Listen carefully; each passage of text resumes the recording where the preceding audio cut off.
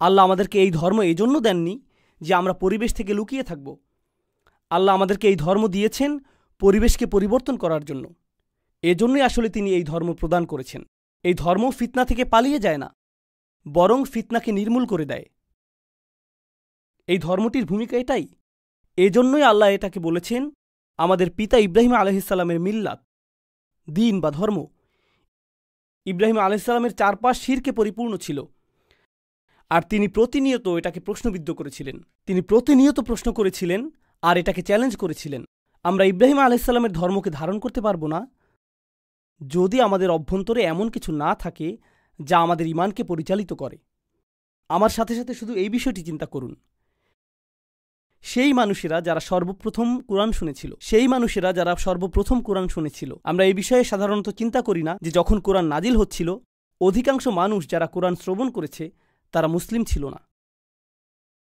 যখন কোরআন প্রথমে নাজিল হচ্ছিল আর রাসূল সাল্লাল্লাহু আলাইহি ওয়াসাল্লাম আয়াত তেলাওয়াত করছিলেন, বেশিরভাগ কান যেগুলোতে কোরআন প্রবেশ করছিল সেগুলো মুসলিমদের কান ছিল না। এর আগে তারা কয়েকশো বছর ধরে অমুসলিম থেকেছে। কোরআনের প্রতিটি আয়াত তাদের সংস্কৃতিকে প্রশ্নবিদ্ধ করেছে, এটা তাদের পরিবার প্রথাকে প্রশ্নবিদ্ধ করেছে, এটা তাদের পরিবেশকে প্রশ্নবিদ্ধ করেছে, এটা তাদের জীবন পদ্ধতিকে প্রশ্নবিদ্ধ করেছে, এটা সব কিছুকে প্রশ্নবিদ্ধ করেছে। কেন তারা পরিবার ত্যাগ করবে, সংস্কৃতি ত্যাগ করবে, স্বাধীনতা ত্যাগ করবে? সব কিছু ত্যাগ করে এই বাণী কেন গ্রহণ করবে?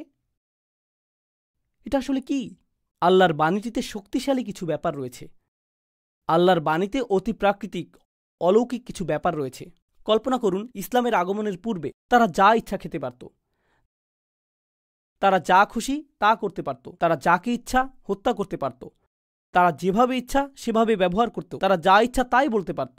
এরপর ইসলাম আসলো এবং সীমাবদ্ধতা আরোপ করল। তারা কি খেতে পারবে, কাকে তারা বিবাহ করতে পারবে, তাদের আচরণ কেমন হবে, কিভাবে তারা ব্যবসা করবে। কেন আমি এই সকল সীমাবদ্ধতা মেনে নিচ্ছি? আমি তো এর আগে স্বাধীন ছিলাম। কেন আমি এর অনুসরণ করছি? এটা অতিরিক্ত কঠোর। প্রসঙ্গক্রমে আপনি এখন মুসলিম তরুণদের কাছ থেকে এই একই রকমের প্রশ্ন শুনবেন। মুসলিমরা বলে ইসলাম অনেক বেশি কঠোর, এটা অনেক বেশি সীমাবদ্ধকারী। আর আমি বলি আপনার এই প্রশ্ন নতুন না। প্রকৃতপক্ষে মুশরিকরা এই প্রশ্নটি কয়েক হাজার বছর আগে তুলেছিল। 1500 বছর আগে যখন কোরআন প্রথম নাজিল হয়, কেন আমি ধর্মটি গ্রহণ করব যা আমার উপর সীমাবদ্ধতা চাপিয়ে দেয়, যেখানে আমি এটা ছাড়া মুক্ত থাকতে পারি? শিরক অনেক বেশি সহজ, মুশরিক হওয়াটা অনেক বেশি উদারপন্থী, যেখানে ইসলাম অনেক বেশি রক্ষণশীল, তাই না? প্রশ্ন হলো, কেন তারা এটা গ্রহণ করলেন? তারা শুধু এটা গ্রহণই করলেন না, বরং এর জন্য জীবন দিতেও প্রস্তুত ছিলেন। তাদেরকে নির্যাতন করা হয়েছিল, প্রহার করা হয়েছিল, কিন্তু তাদেরকে ইসলাম মুক্ত করা যায়নি। তাদেরকে দ্বিখণ্ডিত করে ফেলা হয়েছিল, কিন্তু তারা লা ইলাহা ইল্লাল্লাহ ত্যাগ করেনি। কি ঘটে যাচ্ছে এখানে? এমনকি তাদের পরিবার তাদের কাছে এসে বলেছে, আমরা তোমাকে ভালোবাসতাম, তোমার প্রতি আমাদের আশা ভরসা ছিল, কেন তুমি এরকম হয়ে গিয়েছ? তোমার ভেতরে কোন জিনিসটা পরিবর্তিত হয়ে গিয়েছে? কোনো একটা জ্ঞান তাদের কাছে এসেছিল, যার দ্বারা তারা বাইরের মিথ্যাগুলোকে দেখতে পারছিলেন। এরপর এখন তারা সত্যের প্রতি দৃঢ় প্রতিজ্ঞ। এটা শুধু তখনই ঘটবে যখন কারো ভিতরে বাসীরহ থাকবে। তারা নিজেরাই দেখতে পারে যে এটা আল্লাহর বাণী, তারা নিজেরাই অনুভব করতে পারে যে এটা আল্লাহর বাণী। পৃথিবীতে অনেক মুসলিম রয়েছে, কোটি কোটি মুসলিম রয়েছে সারা পৃথিবী জুড়ে।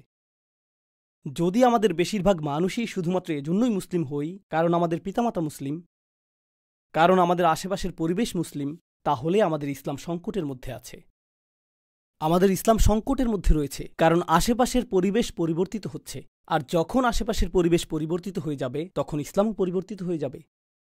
যেই জিনিসটি আমাদের ইসলামকে অব্যাহত রাখবে, আশেপাশের পরিবেশ পরিবর্তিত হোক বা না হোক, কোনো কিছু এটাকে প্রভাবিত করবে না যদি ইসলাম ভেতর থেকে আসে, বাইরে থেকে না। এটা ভিতর থেকে আসতে হবে। আমি আমেরিকায় থাকি, কখনো কখনো তরুণ ছেলেরা এসে আমাকে বলে, উস্তাদ, আমেরিকায় মুসলিম হিসাবে বসবাস করা আসলেই কঠিন। আর আমি বলি, আমার জীবনে এর চেয়ে অদ্ভুত কথা আর শুনিনি। আমেরিকায় মুসলিম হিসাবে বসবাস করা খুবই কঠিন। যখন 2+2=4 হয়, এটা ত্রিনিদাদে মেনে নেওয়া কঠিন না যে 2+2=4। আর কানাডায় এটা মেনে নেওয়া অধিকতর কঠিন না, অন্য কোনো স্থানেও এটা অধিকতর কঠিন না। আগুন উত্তপ্ত, আমেরিকাতে আগুনে হাত দেওয়া আসলেই অনেক কঠিন। না না না, আগুন উত্তপ্ত, তা যেখানেই থাকুক না কেন। সত্য তো সত্যই। আশেপাশের পরিবেশ আমার ঈমানকে দুর্বল করে দিবে। জানেন এই ধারণাটির মানে কি? আপনার ঈমান শুধুই আশেপাশের পরিবেশ থেকে এসেছে, সেজন্যই এটা দুর্বল। আপনার ঈমান ভেতর থেকে আসেনি।